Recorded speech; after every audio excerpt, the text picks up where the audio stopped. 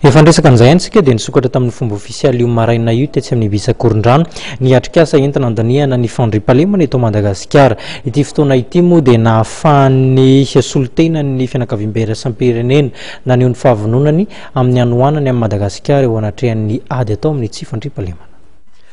Tolo-kevitra misa 400 navoakan'ireo voamera misa 5 ny kondoho nandritra ny dina-pirenena ho an'ny fanabeazana etsika izay nikarakarain'ny ministeran'ny fanabeazam-pirenena ary nikatona tetsy amin'ny CCI Ivato. Amin'ny ankapobeny dia entina hanatsarana ny sehatry ny fanabeazana ireo tolo-kevitra ireo. Manana ny heviny Andriamatoa Rabary Paul, ministry ny fanabeazam-pirenena mikasika ity etsika lehibe ity.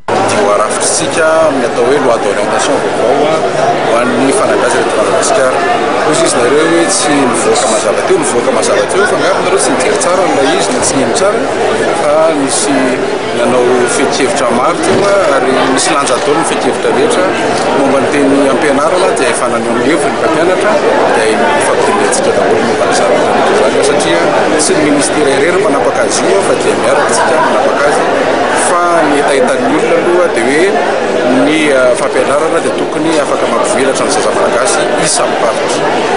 Vonona ny anaramasin'ny fampiarinareo tolo-kevitra nivoaka tamin'ity dina-pirenena mikasika ny fanabeazana ity ny sendikan'ny mpampianatra avy eo amin'ny Sempama isan'ireo mpandray anjara feno tamin'ity atrikasa ity tokoa ny Sempama.